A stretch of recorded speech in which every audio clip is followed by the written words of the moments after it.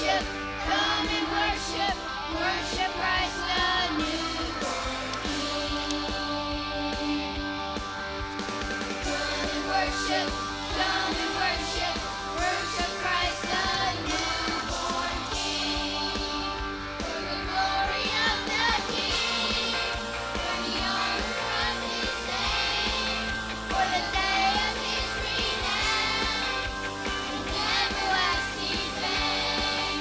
Every breath is filled with song, every heart is heard to praise, every heart is lifted up, and He comes an offering for the glory of the King. For the glory of the King. For the glory of the King.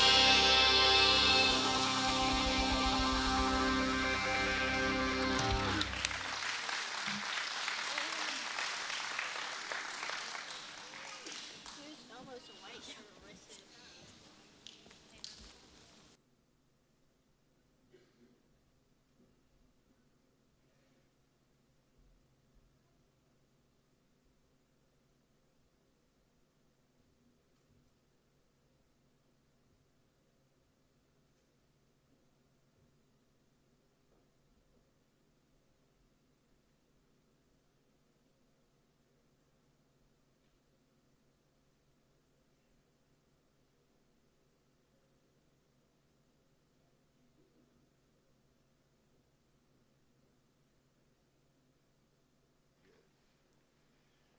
Thank you, Alicia. Boys and girls, great job.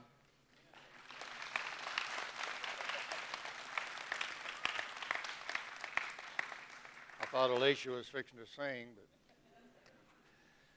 2 or 3 days ago, Donna and I received a Christmas card from a lady named Amy Moldenauer.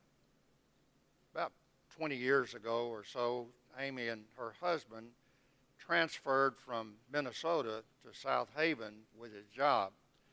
They moved in the house next door to us, and we became friends with them. Not long after they had been there, they adopted a little girl, a baby, and they named her Carly. Carly had to have a liver transplant when she was probably a couple of years old at the most.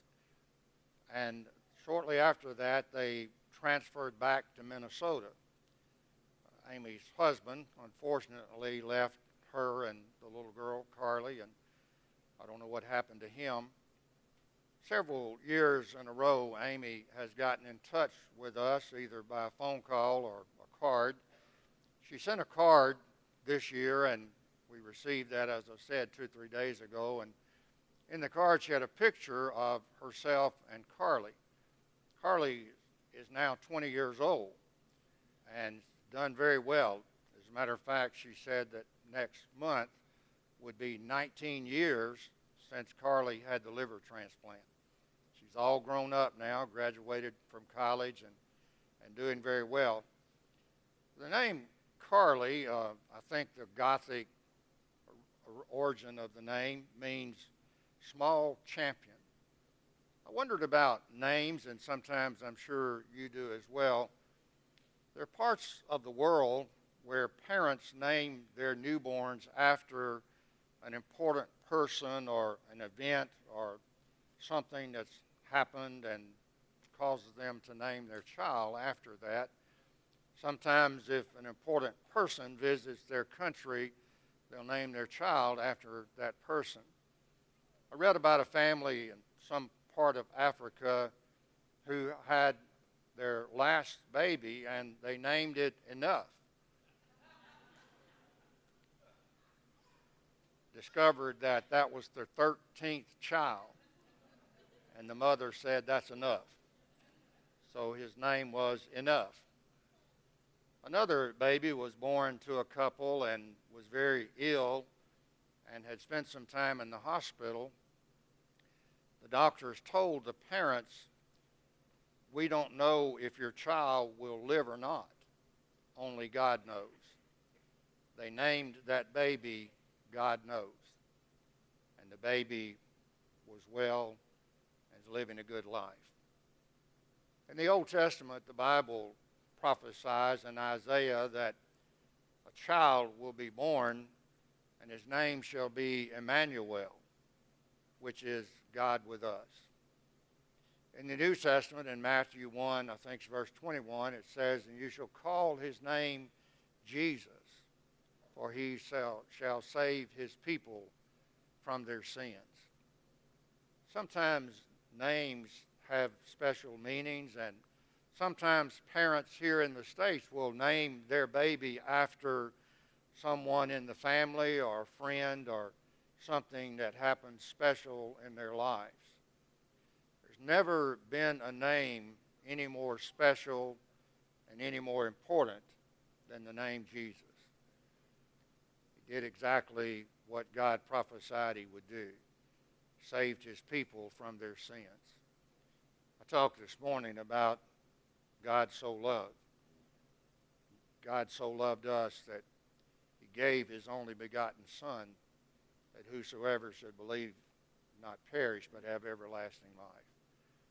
I wonder if there's someone here tonight, we have some visitors, and I don't know your experience, if you have an experience with the Lord or not, but we're so close to Christmas. What a great gift, the gift of salvation. I want to ask you to bow your heads for a couple of moments of silent prayer and search your heart and your soul and discover if you have really been saved or not. Jesus came to die for people like you and I. He was crucified on a cross that you and I should have been crucified on, but he took our place over 2,000 years ago. And salvation is just as good today as it was then. His name is Jesus. He shall save his people from their sins. Only Christ can do that. As you ponder about your personal relationship with Christ and you search your heart and your soul, do you know that when you die, you're going to spend eternity in heaven with him? Continue to pray for a moment. If anyone needs to come, the door is open. We want to invite you to come. And if you need to be saved tonight, or there's some burden on your heart that you need lifted, just slip out and come.